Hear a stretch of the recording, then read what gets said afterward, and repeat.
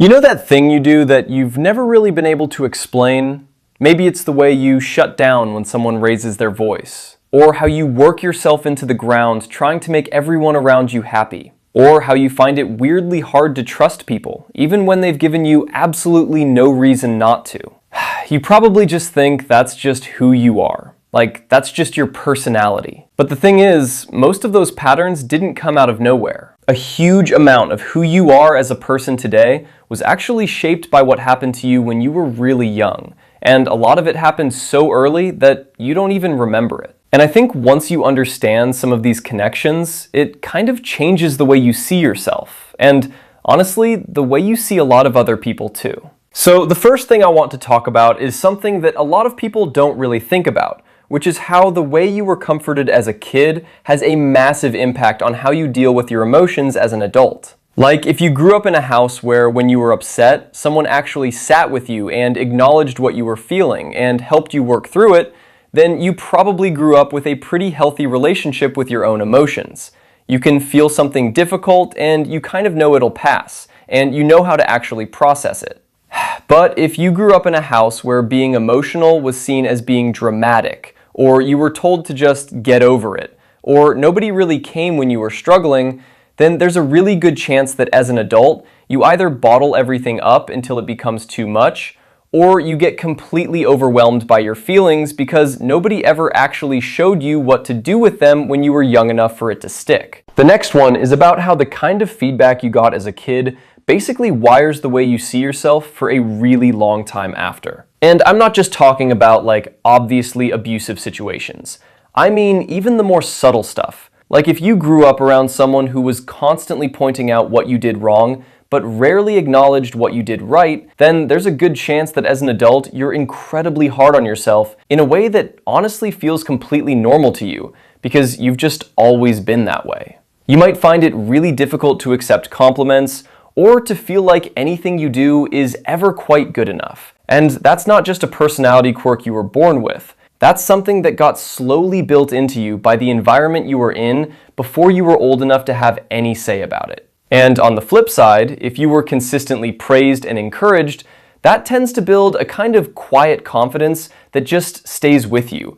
And that's also not an accident either. Okay, this next one is something I find genuinely fascinating, and it's about something called attachment style, which basically just means the way you relate to other people in close relationships, and where that actually comes from. So the idea is that the very first relationship you ever had, which was with whoever raised you, kind of became the template that your brain used to understand what relationships are supposed to feel like. So if that early relationship felt safe and consistent, like your needs were met and the person was reliable and present, then you probably grew up finding it relatively natural to trust people and to feel secure in your relationships without too much anxiety about it. But if that early relationship was unpredictable or distant, or you never really knew what version of that person you were going to get, then you might notice that in your adult relationships, you either tend to cling really hard because deep down you're always kind of waiting for people to leave,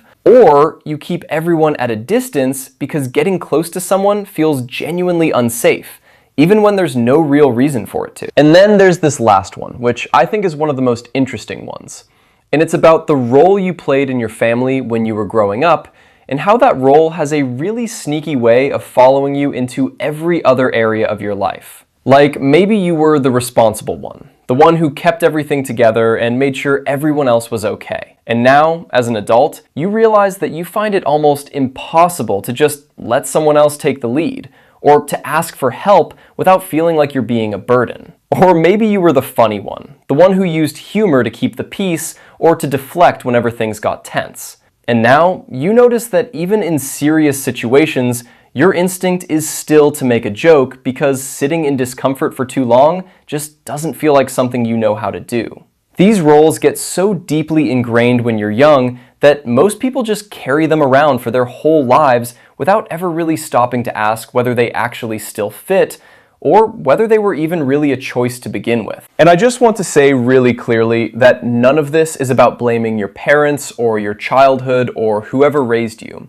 because most people were genuinely doing the best they could with what they had, and that's worth remembering. But I do think there's something really powerful about understanding where some of your patterns actually come from.